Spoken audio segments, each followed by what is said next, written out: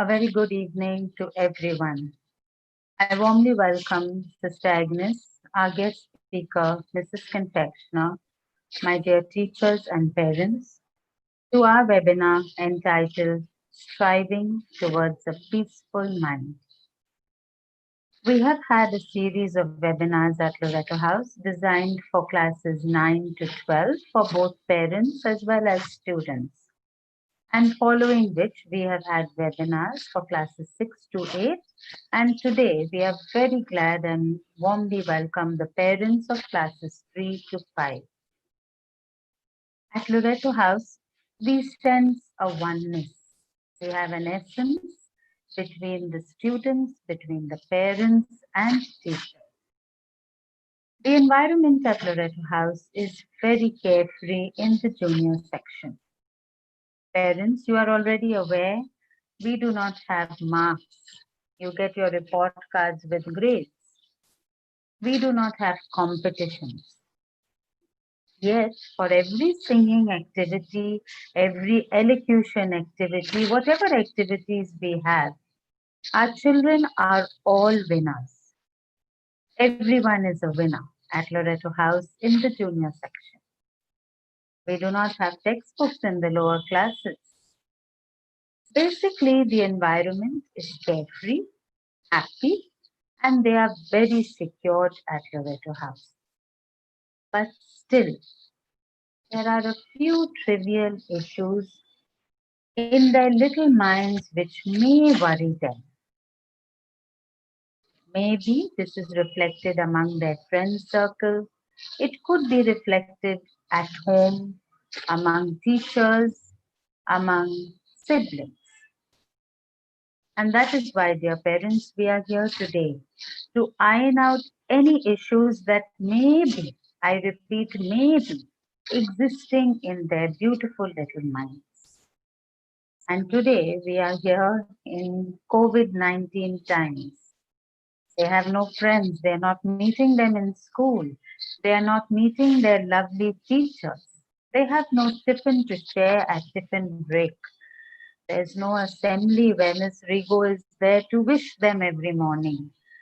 There's no playtime, there's no yoga. Basically, they are not in school with no communication physically in school. That is why, again, I say we are here this evening to iron out these few issues which may be worrying them at home now. I request you, dear parents, classes 3 to 5 is a wonderful time in your child's life. The Lord has given us this time. We've all heard COVID-19 is a time to pause, to ponder. Use this time as quality time. Spend time with your family. This is the beginning of your child's life before she enters middle and senior school. Communicate with her, love her, hug her, kiss her. This is the time for you to begin a beautiful relationship. I know many times parents, we hear that there's a cliche that parents should be friends of the children. That's how you take it.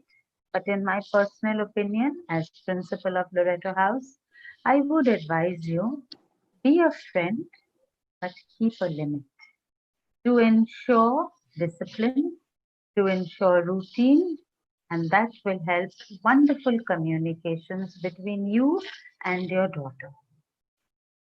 We all want peace. We all want health. We all go through different stages of maybe meditation, maybe communication between spouses, between relationships. And that's why we are here, to strive towards a peaceful mind. I now invite my junior school coordinator, Ms. Rigo, to help us through the day's evening. Thank you, Mrs. Gomes. I warmly welcome each one of you to this evening's webinar entitled Striving Towards a Peaceful Mind. Peace of mind is a state of mental, emotional calmness with no worries, fears, or stress. It is a state where one experiences a sense of happiness and freedom. To enjoy inner peace in our daily lives, we need to calm our minds, reduce stress, and stop dwelling on worries and fears. Inner peace eventually leads to external peace. By creating peace in our inner world, we can bring it into the lives of everyone around us. Dear parents, if you have not yet sent in your questions on the Google Forms, we invite you to kindly post your questions in the live chat. We will now begin our webinar in the true Loreto way, that is, with a prayer.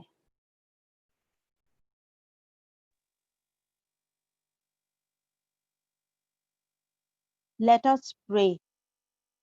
Heavenly Father, may your light shine upon the children in our school and their families. Give them the strength to overcome all the difficulties that they may be facing in these trying times. Let your peace dwell in our hearts and minds. Help us as parents and educationists to sow the seeds of peace, hope, and love in the hearts of our children. May we help them grow and always walk in the path of righteousness. Be with us always and help us to strive towards a peaceful mind. Amen.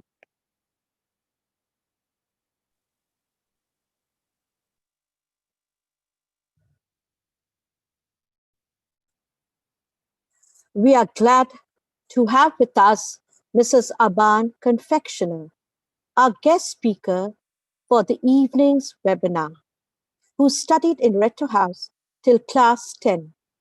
She was the games captain. She then went on to do her plus 2 in La Martiniere for girls. Mrs. Confectioner did her teacher's training from Loreto College and received a gold medal for best academic achievement.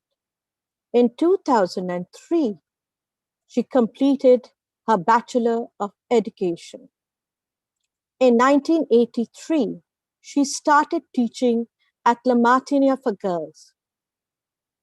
In 1994, she joined as headmistress of the junior section at Sushila Birla Girls' School. In 2004, Ma'am moved to Modern High School for Girls, where she is currently working as the head of the junior department.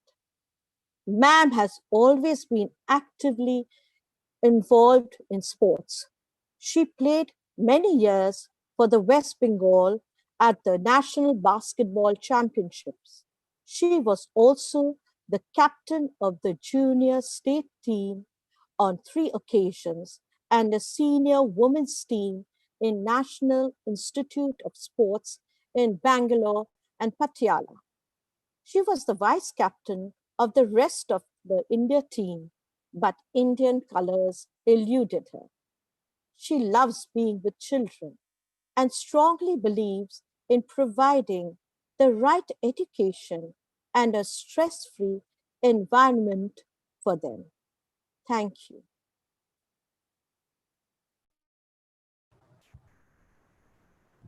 Dear parents, in the midst of the uncertainties and changes that surround us during this pandemic, we adults sometimes tend to forget that our little ones at home are observing us and our reactions.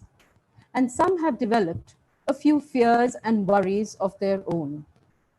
We conducted a short exercise with our girls over the past few days, where we asked them to share any worries they had in the current times, worries which they were hesitant to share with you parents at home.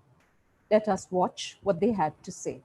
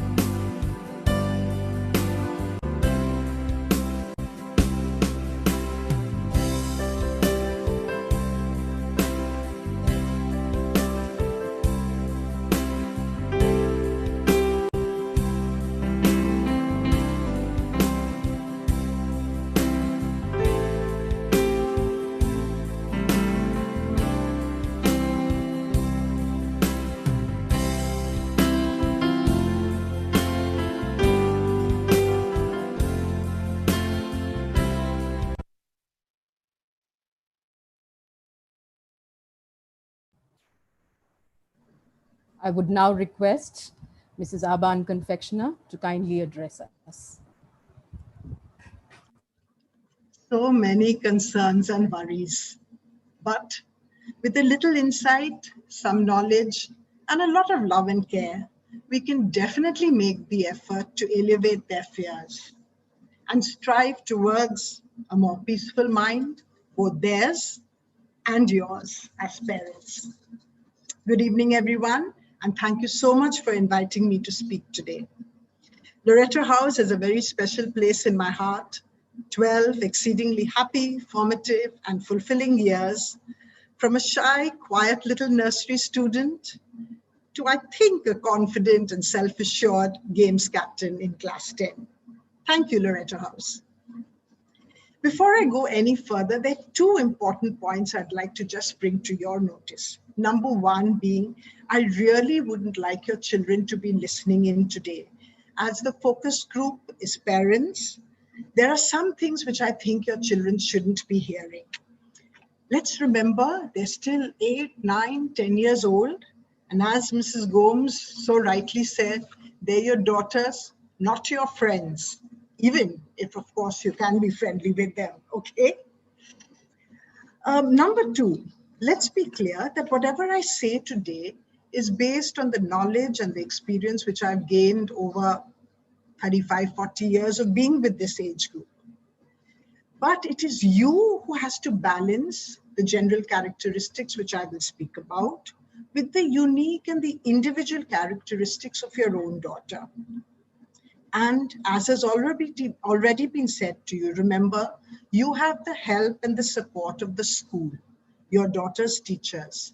Keep in mind that sometimes children are a little different when they are in school. And together you can form a team to bring out the best to understand your daughter. Keep in mind another important fact, something which is really pertinent, At this age, there's a lot of the child still in your daughter. But at 9 and 10, they're developing quickly, I'd say in leaps and bounds. Of course, each at their own pace. And it's important to know that usually much faster than boys at this age, they're gaining independence, they're gaining confidence. Now, the mistake that we tend to make in considering them to be kids, we sometimes don't set rules and boundaries. But if at this stage you haven't exercised some control, laid down some ground rules for good habits, as they get older, then you will flounder. Many issues and problems which you faced with older children are because when they're this age, you didn't set them on the correct path. So please remember, it's very, very important to lay down certain basic rules for your children. Now, thank you, Loreto House, for putting together this video, which we've all watched. And it definitely shares some very real concerns and issues which the students are facing today. Normally too, and obviously much more acutely now due to the pandemic. I do plan to touch on a few of them, and maybe the rest, if you still have queries, you could ask during the question and answer session. So I am worried. My family is suffering from COVID. Sadly, this is something that's going to be a reality for many of us, grandparents, parents, even the child herself is probably going to test positive at some time or the other. But let's just think why our young students are getting so worried and apprehensive about this. You see, it's a combination of two important facts related to their emotional development. Number one being that they've now reached a stage where they've moved from their childish fears of, worrying about, say, monsters or something under their bed, to anxieties about more real stressful situations. They're now watching the news, perhaps. They're more aware of what is happening around them. So they do tend to get worried. Now, added to that also, in their emotional development at this age, they're slowly beginning to realize that they are not the center of the universe. There's now a sense of empathy. They're beginning to understand and be sensitive to the feelings of others.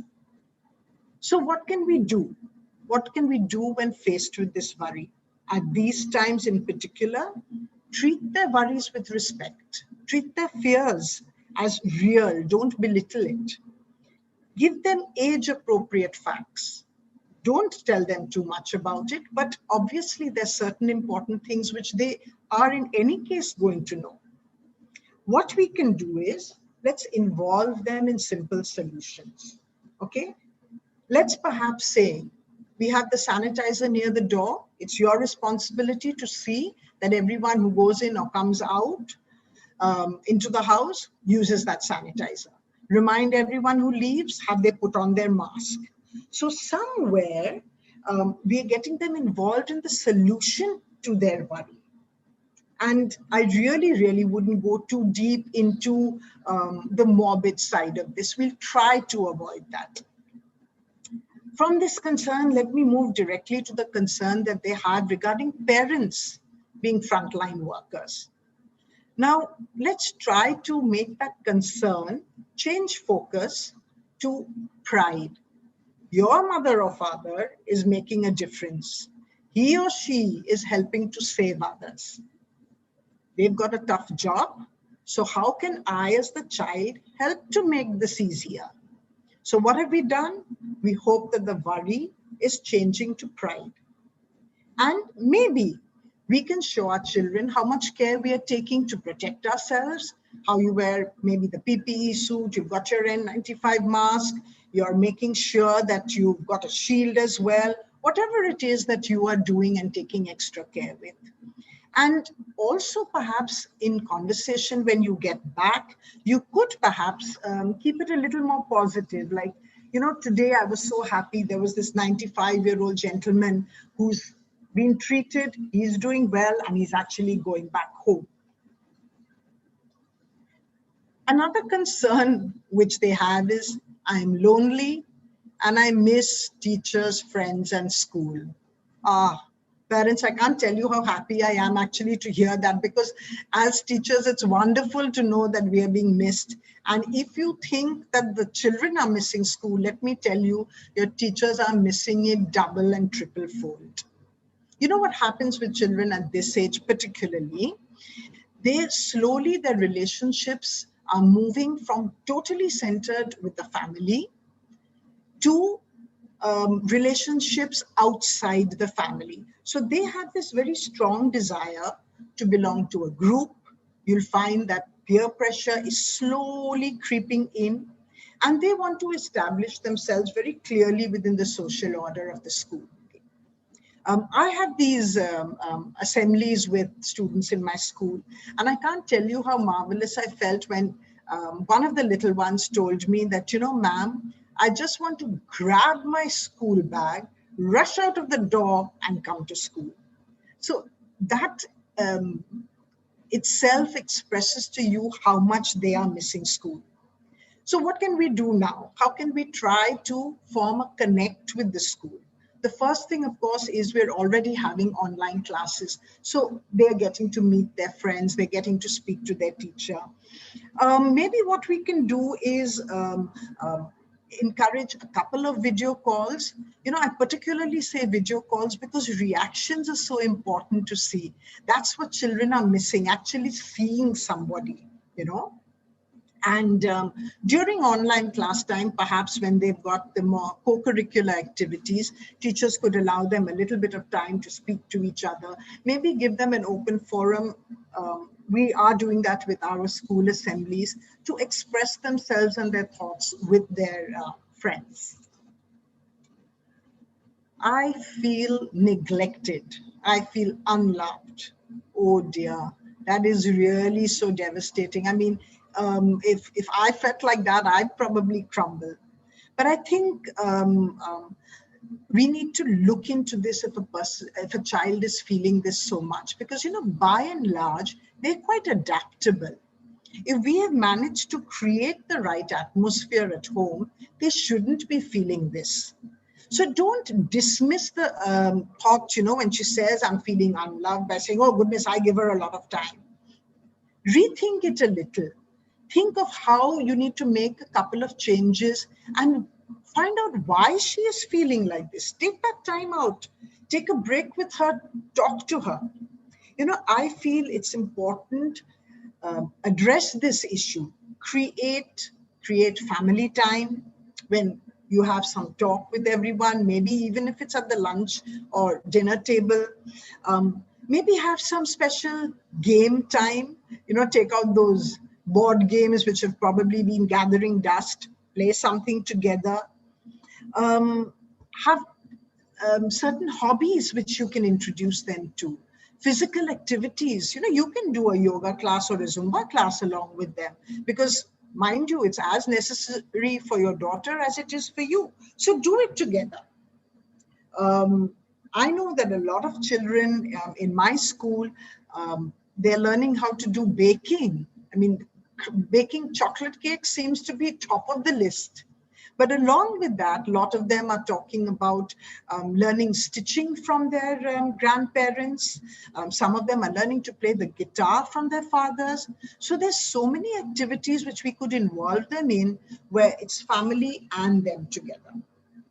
And don't forget another area in which you can involve them with you, and that is household chores.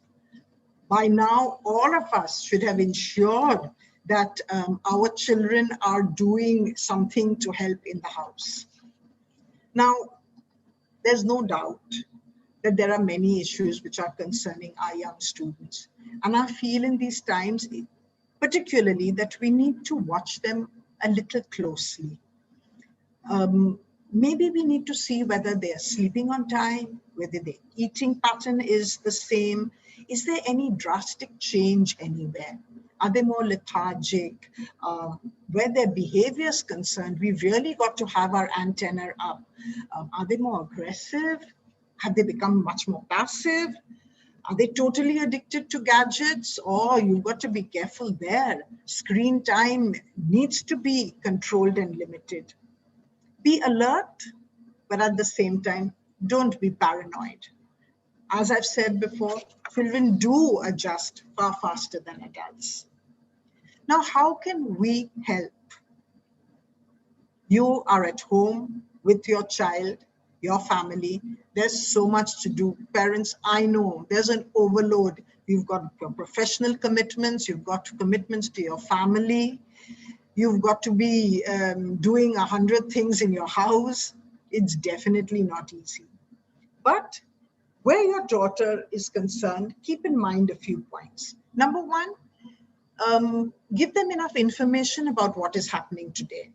Teach them that, every WhatsApp forward that you get, you don't necessarily have to believe it.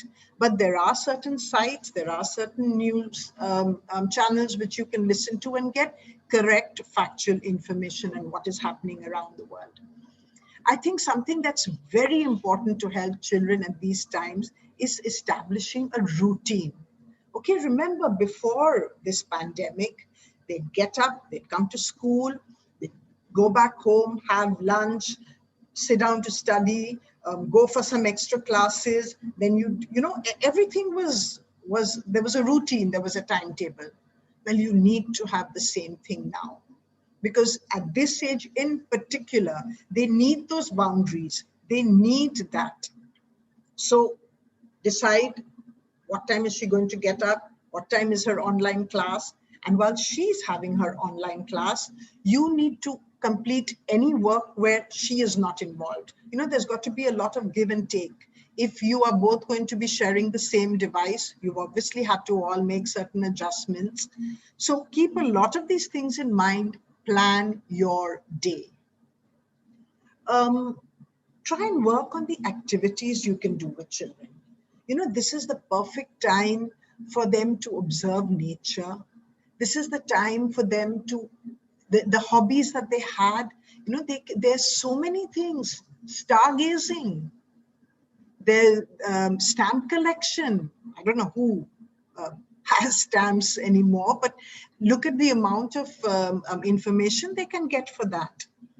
And also let them have some free unsupervised time. We don't have to be event managers and on top of them all the time. Have family time, have friend time, let them Let them do certain activities which they are fond of, which they never got a chance to do during the pandemic. And one more thing which could help is let them keep a diary. Now, when I say keep a diary, first thought is, oh gosh, I don't want to sit down and write. I got up today at this time and then I did my studies and then I did a drawing and now I spoke to my grandmother. No, I don't mean that. Explain to them that perhaps you want them to talk about, maybe one important thing which happened today, something which you want to put down. And write about. So it could be today, my grandmother took the time to teach me how to make chapatis. Or today it was lovely because I saw a rainbow. Let them find things which have given them some joy and put it down. Let them express feelings. And one last activity which I think with this age group really works wonders is sometimes let them pretend to be teacher. That's something which they just love. And, it has so many positives because immediately they're going to have to know so many facts to be able to speak to you as the student. So it's a very subtle way of doing a lot of revision. And my last most important fact of how you can help is be the perfect example for your child. So if you don't want them to be on screens too much, be careful. You shouldn't be on screens too much yourself.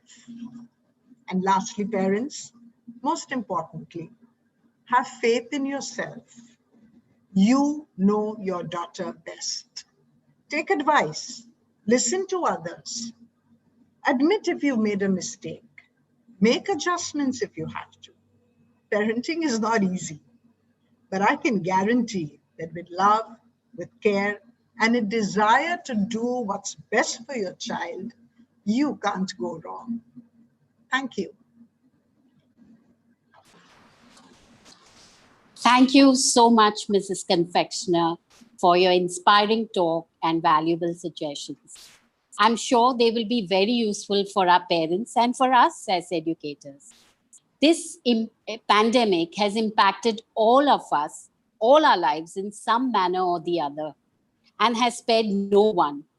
Many of us are still adjusting to the new normal of social isolation. Working from home has posed new challenges, and we now find ourselves struggling to strike a balance between home and work. We are all in uncharted territory, and I'm sure that many of you would have several concerns and queries which you would like answered. Now we shall begin our question answer session. Please feel free to forward any queries you may have. We shall try our best to answer as many as possible. My first question is for you, Mrs. Confectioner. Please suggest ways in which I can balance my work from home and oversee my family obligations simultaneously. Okay, Ma'am, do you want me to repeat? Okay. No, that's fine. No. What's very important over here, and I think we're kind of lucky we're in the 21st century. We have to realize that when we talk about our workload, this workload has to be distributed with everyone in the family. It's important, boy or girl, husband or wife, and this is really important, I believe in it very strongly, need to pitch in and help. If you are still in a situation where you don't have anyone to help you at home, and I think that is the case with most of us, the responsibilities have to be divided, because otherwise, I have no doubt that you're going to get quite crazy because your professional commitments remain. And today, you've got to be so careful because jobs are an issue right now. We hear of so many people not getting salaries, things being difficult. So you can't afford to slip up on that front. At the same time, you've got to run your household. So everyone needs to pitch in. And I think if you make a bit of a routine on what has to be done and who will do it when, it always helps. I'm one of those who I like to make charts for everything and it's highlighted and red, green, blue, etc., etc. But it does help when you put it down and each one knows where they are going to help you. Thank you so much, Mrs. Confectioner. I think you've made a very valid point that household chores are not, assigned to a certain gender. And it's time that we train our boys in the right way because we are, moving to a new society. Thank you, Mrs. Confectioner. My next question is for our principal, Mrs. Gomes. Ma'am, a parent has asked, will it be safe to start school this year, even after the government lifts the lockdown? Should we prepare to send our children to school after the government issues orders to reopen schools? Or should we wait for the pandemic to get over? Thank you, ma'am. This question had come up even yesterday at yesterday's webinar, and I will have the same answer to our parents. I think the onus is on the parent. Even if we open our schools without a vaccination available, you as a parent will need to decide, will I send my daughter to school? Will I send my son to school? I repeat, the onus is on the parent. I would like to add, I don't see schools opening very soon. True. Yes, ma'am. You're right. The onus is really on the parents, and it is their call to take, really. My next question is for Mrs. Confectioner. Kids are getting aggressive at times. How do we tackle this? Maybe because of the situation that we are in.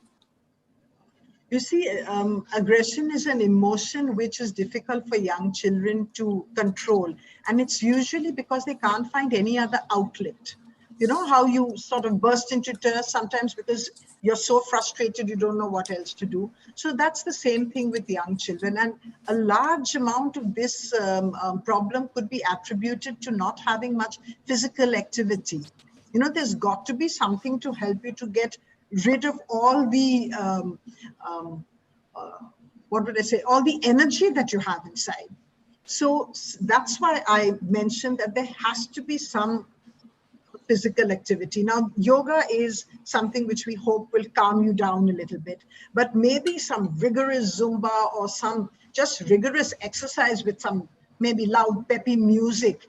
And you've got to sweat it out. The child's got to feel tired. There's got to be, she's got to be actually doing something so that the aggression we trust is not there.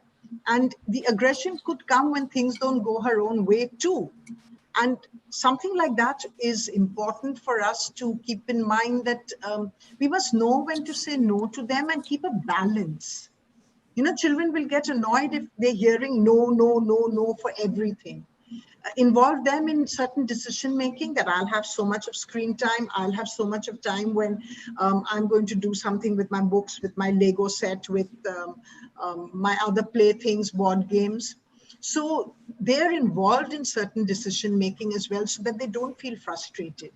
This comes out of, anxiety and frustration.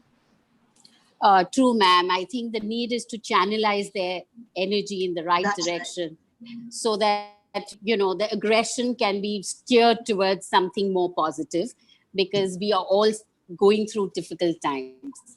Thank you, ma'am. My next question is for Mrs. Gomes. Ma'am, a parent has asked, my daughter would always share her problems with me earlier. Now she does not do so. What should I do? Possibly, ma'am, what I can just assume from here is maybe the mother is very occupied at home, and household chores have become increasingly on a higher end for most mothers, even though we say everyone should pitch in, which they are, but maybe the mother is too preoccupied. And maybe when the child came to share something with her, possibly she was tired and so said the first time, I'm tired, I'll listen to you tomorrow. And then the second time, she I'm just saying could have, not been able to give the child time. So now the child feels that I'm not going to share anything anyway. That's one way of looking at it. On the other side, if she's a class 5 child, we have to agree, ma'am, that she could be growing up a little. And maybe now is the time she doesn't want to share everything with the mother. So if mothers keep insisting, no, tell me, tell me, she can be assured she will never be told anything. And in the long run, that could really harm the relationship. So I feel for this mother, if it is the second part, we just give her some time and let the mother start sharing certain things with her, as Mrs. Confectioner said. It's a give and take. And slowly, maybe the child will loosen up and again start sharing, hopefully. Ma'am, may Yes, I ma'am. just So add one it's, small point here? yes, sure. Surely, ma'am. Please, yes, We yes. need to be very clear that even children of 8 and 9, 10 years old, the onset of puberty now is so much earlier. The problems which we perhaps associated with teenagers is slowly the age seems to have come down. So we need to just keep that, as Mrs. Gomes says, keep that in mind, because that is a totally different time for the children. That's a totally different reaction that teenagers have as against younger children. So we need to keep this concept in mind, that it could be the onset of puberty, which is, and changes within them, that is making them feel a little more withdrawn and keeping things to themselves. Yes, ma'am. It could be, the children are going through a transitional time and they are hitting puberty. So this could be a reason. And what Mrs. Gomes said, sometimes we don't think, and we say things like, don't disturb me now. And I think as a parent, I can connect with this, because we are trying to juggle with so many things. And there are times we lose our patience. So maybe we need to be more conscious about what we say to our children and find out why this is happening. Thank you, Yes, Mrs. Gomes and Mrs. Confectioner, for your feedback. Okay, ma'am, this question is for Mrs. Confectioner. How do I gauge that my child is going through any emotional trauma, as she is an introvert and does not open up easily? I think it's related to the previous question, but get up. Yes, true it is. Sometimes we expect a great deal out of our children. We want them to talk to us all the time. And another thing is, that there are some children who just don't want to talk. We have to realize everyone is different. There's some who will come jabba jabba and tell you everything that's happened in school, right from the minute they enter the gate till the time they come back home. And there's some who don't want to talk. And what's happened today is, it's a good thing that we are much more aware of mental health issues. But at the same time, we shouldn't get so paranoid that, a child's natural behavior, we start beginning to think that there's something wrong. So again, there's this question of that fine balance between being able to understand that, yes, this is a problem and has to be addressed, and that, no, this is normal. She is a quiet child. She's not going to talk to me about everything and anything. Yes, ma'am. I think the nature has designed us all differently. And if a child is introvert, we need to really observe her actions, and, that way we could help her, Thank you, ma'am. My next question is for Mrs. Gomes. Ma'am, how do we monitor and regular screen time? We all know that screen time needs to be monitored, and we need to keep our children, away from screen time. But how do we do it is what the parents are asking. Ma'am, you are well aware that we have few classes in the junior section. Like nursery and KG, we just have one class. And we build up from classes 2 and 3, we have 2 classes. And then in 3, 4, and 5, we have 3 classes. So we in school are trying not to give them too much of screen time. We are assuming that now parents can take this up. It had come up in our previous webinars also. Even the senior children, they are quite often on their phones. But I think in classes 3, 4, and 5, parents can just blanket it down saying that you don't need the phone after your school hours. Because actually, if you look at it, they don't require the phone. We are not giving them projects and information that they really need to do. If a few assignments that are given, a little homework, we don't believe in homework every day, but if a little homework is given, maybe 1 hour every evening in the presence of the mother or father, we can allow that time for the child. But other than that, definitely not. They don't need the phone. Yes, ma'am. So we Definitely. need to thank you, ma'am. My Uh, I next think Mrs. question. can I Oh, just Confectioner okay. wants to say Yes, something. Yes, sorry. ma'am. Yes, you know, please. just something of interest. I really believe that children should be involved in decisions that we make at a certain level. There was this very interesting thing that a friend of mine did with her class 4 son. She told him to write down a whole list of things that he could do where you don't use a screen. Okay, says you put down the things you can do. So he wrote down 10 things, and there was, I can play football, I can do drawing, I can do some craft, etc., etc. And point number 10 was, I will get bored. Okay.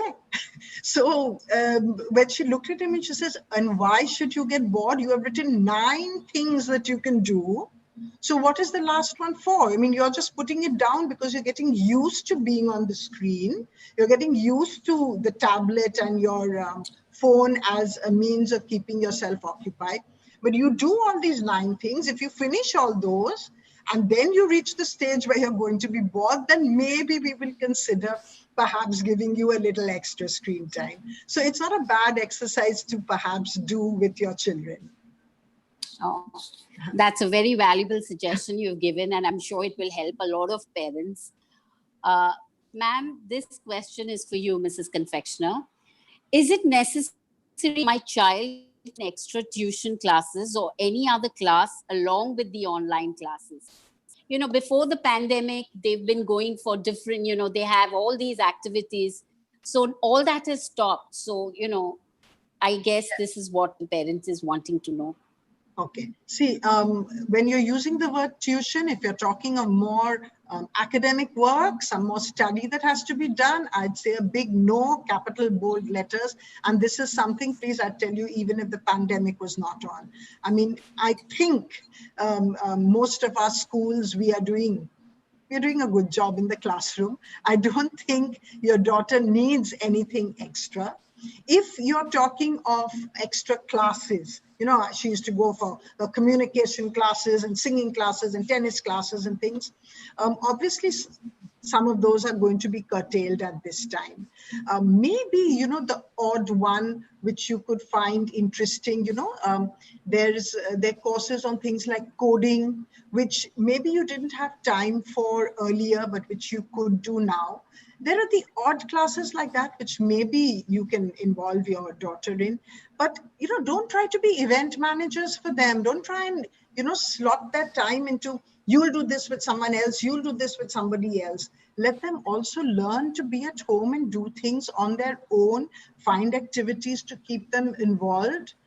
Okay, you don't have to look beyond. Yes, and more online classes, whether it's tuition or these extracurricular activities, will mean more screen time, and we are trying to curtail that. Thank you. Absolutely. Yes. Ma'am, Ma'am, it's an yes. actual health hazard, staring at the screen for so long, sitting. So it's in so many ways, it's a deterrent. It's something we shouldn't be doing with our children. And ma'am, I would like to reiterate what you said about tuitions, because in Loreto House, like most of the other schools in their junior section, they don't require tuitions, even in Yes. normal times. And I wish parents, it's a nice time now. If you were giving them tuitions up to any class, I would say, please don't do that. Don't go down that road, because then the child becomes more dependent on the tuition class and then doesn't listen in class. We have an excellent set of teachers like most other schools, so we really don't need that. Thank you, ma'am. Ma'am, this question is again for you because it's related. How, Mrs. Gomes, how will the National Education Policy 2020 affect the education of our children? What are the pros and cons of this system? That's quite a relevant question, I may say, in this day and age. The pros and cons are still being discussed. It is still in the bill state. We have not yet accepted it in its entirety. I would say let us just wait, let us watch, and if it does come out, if it is absolutely in, we need to take it in toto, then we will see when it comes. Yes. So it is still at the bill stage, so we can wait and Yes, see ma'am. how it. Yes. And as the Yes. person has correctly said, it has pros and it has cons, like everything else in life. We just have to wait and watch. Yes, ma'am. Thank you, ma'am.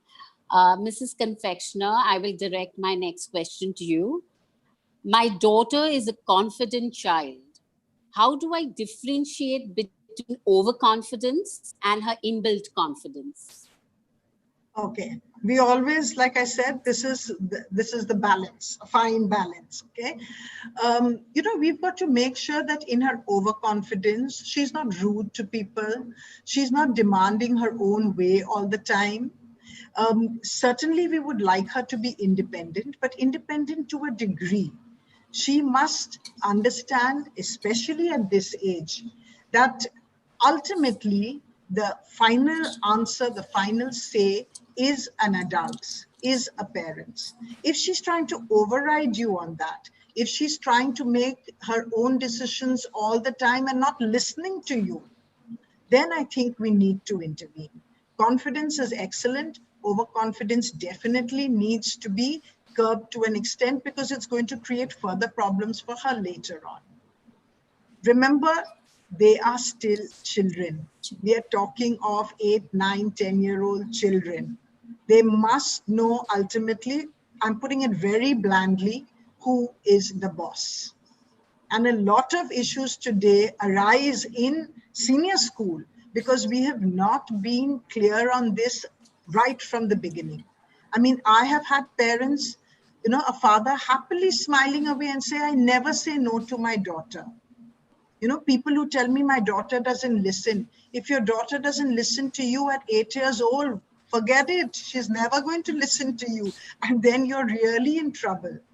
So we need to balance her confidence, give her that ability to make certain decisions on her own, maybe make mistakes with those decisions on her own, but at the same time, let her not override you, let her not think that only what she says goes. Thanks. True, Ma'am, I ma'am. would like to add to what Yeah. you're saying. There are two things. One is about ground rules. If we at this stage in their lives put down ground rules when they are 8, 9, and 10 years, thank you, ma'am, for saying it's definitely going to help them in their teenage years. And the second thing is we need to teach our children to accept failure. Somehow in the world today, with this automatic promotion, I'm not only talking about failure in class, even a little, if she's baked something, it's not come out well. No harm, eat it and have it and say it's fine. Next time it will be better. A small sandwich, if she's made and it's, the filling is dripping, no harm. We need to teach the children to accept failure. That will make her a confident girl. Yes, added Yes, to ma'am. that, I'm sorry that we're continuing on this, but one of the things that I had written down here and said that I must, if I get the opportunity, speak about is, we want as parents also sometimes for our children to be in everything. Why didn't you choose my daughter for the dance program? Why is she not there singing when the others are? Why is she not taking part in this?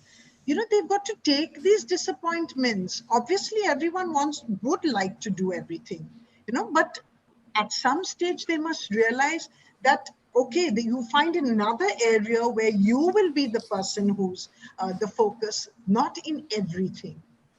As you said, learn to accept failures, learn from your mistakes, learn to take disappointments. And we as parents shouldn't be protecting them from that all the time.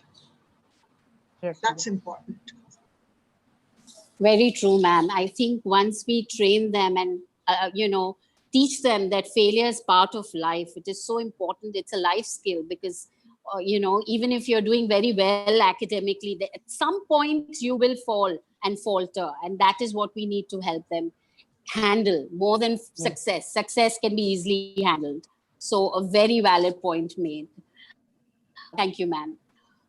Ma'am, my next question is for you, Mrs. Confectioner. Please share some important points to enforce basic rules that we need to lay down. Okay, I think certain rules in families need to be laid down right from the very beginning. Okay, we have a nursery section in our school also, so we are dealing with children from around 3 years. And I feel that if you start by laying down rules right from that stage, the journey for a child is much smoother and far easier. So often we tend to think, oh, bacha hai, theek hai, she'll learn in due course of time. But it doesn't happen like that, because children learn through repetition and habit.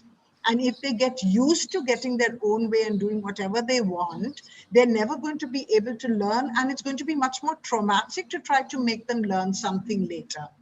So there have to be ground rules in every home, and certain rules obviously will differ, but basically it would be in terms of, how you speak to adults. Rules would be how, what you do once you get home. Everyone's itinerary might be different, but by and large, it's your eating habits, it's how you're going to sit down to study. I keep telling parents, even at nursery, that 10 minutes is all I ask. But let them come back at some time, sit at a little table, a little place, a personalized space you made for her, do some coloring, do anything she wants, but get into the habit of sitting somewhere, so that as they move higher up and they need to spend 15 minutes of doing a little bit of schoolwork, 20 minutes, half an hour, they've already developed that habit of sitting down and working. So things need to start right from the bottom. And believe me, your life will be far easier if you do that. And it's easier to be marginally strict and then give in a little bit, because come on, this is not some sort of military dictatorship. The loving, the caring, all that is obviously there. And let me tell you that children like having certain boundaries. They like to know what their limits are. That yes, I can do so much, but no further.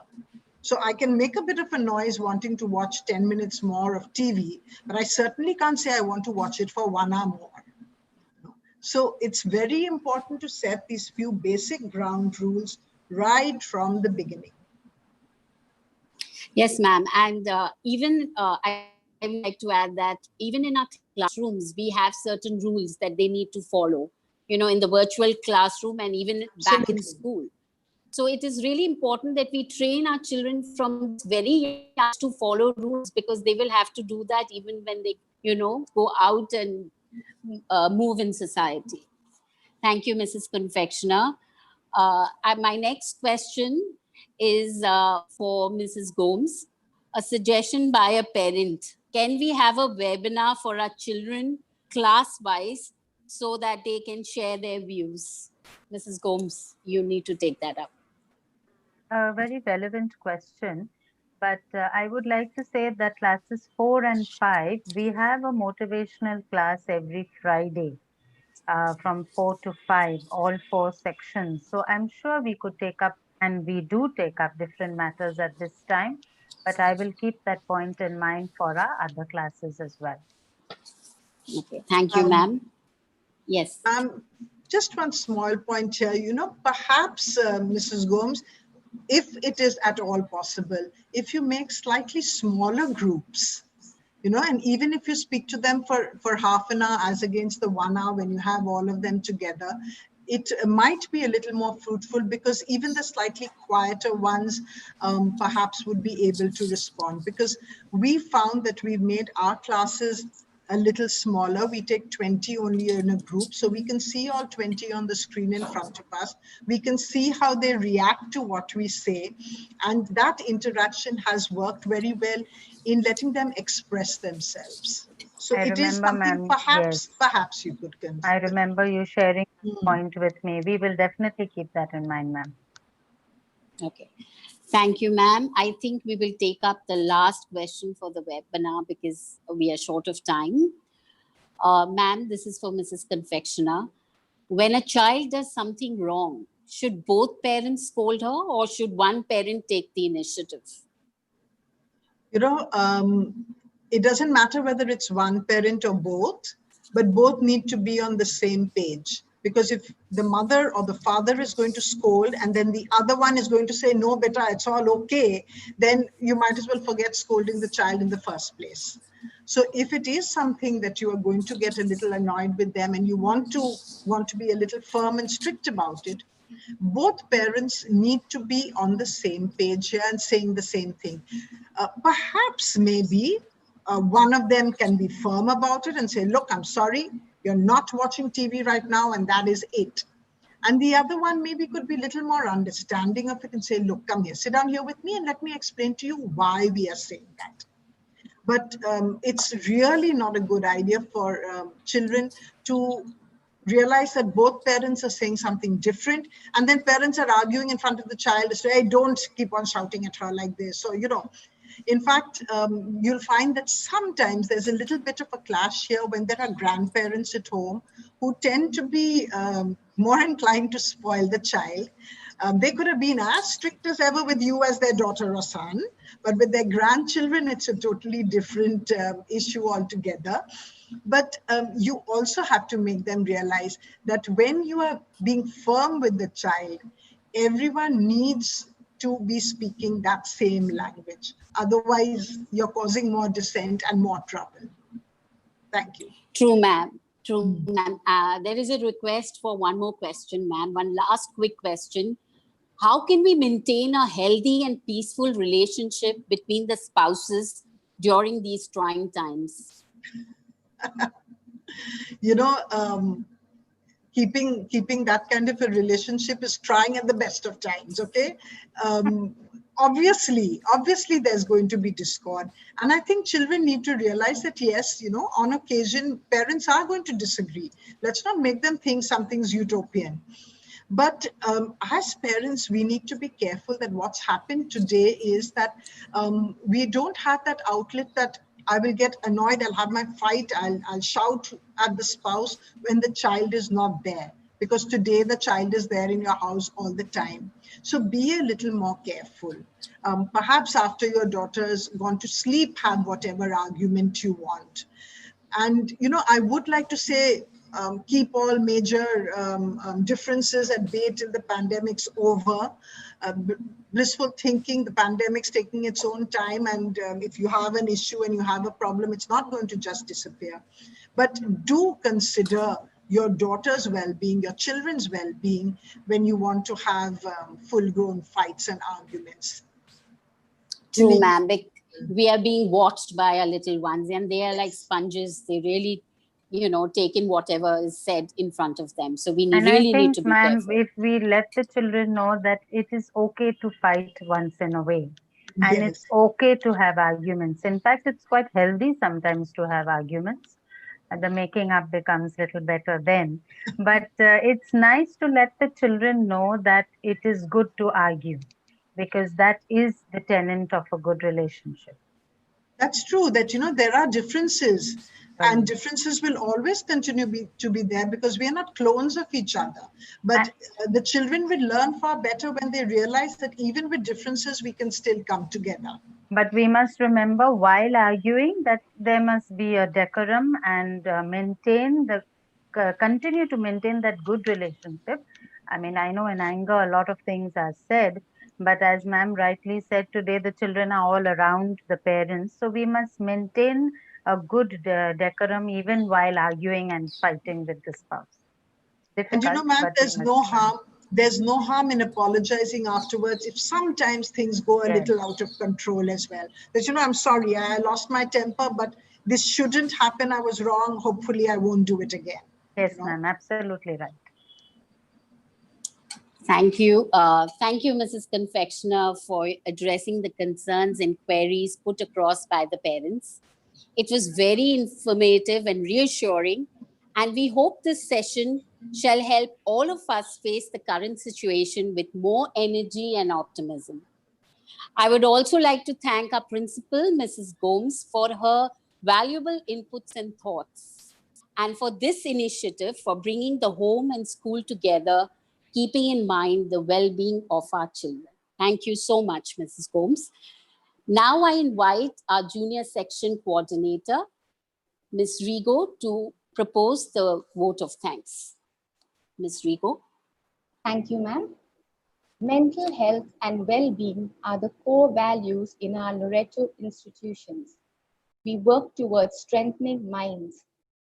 It is our endeavor as parents and educators to collectively work towards nurturing our children.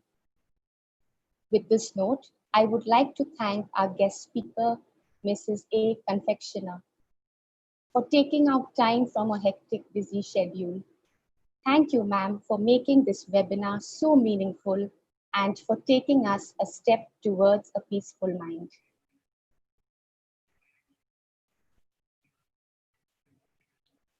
We will now present an e-card to Mrs. Confectioner as a token of our appreciation. Dear Mrs. Confectioner, just a little note to say thank you for a lovely and inspiring session. We sincerely appreciate it. Thank you so much, ma'am. Today's program would not have been possible without the technical expertise of Mr. Ratan Postwala. Thank you, sir, for your technical help and support. We will now present an e-card to Mr. Postwala for his constant support and cooperation. Dear Mr. Postwala, thank you for all your technical assistance rendered. Your help is much appreciated. Thank you so much, sir. A big thank you to our dear parents. I am sure that you have had a fruitful session with us this evening. God bless each one of you. It is a great honor for me to express my gratitude to our principal, Mrs. A. Gomes, for making this webinar possible. Thank you, ma'am, for your constant encouragement and support.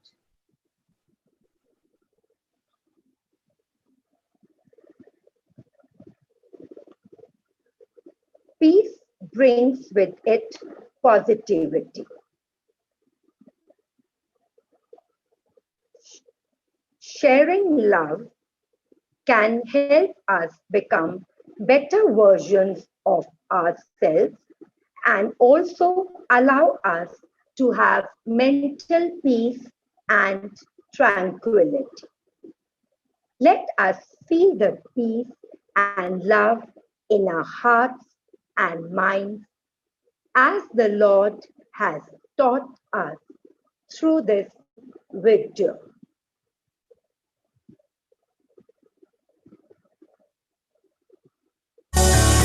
Arise.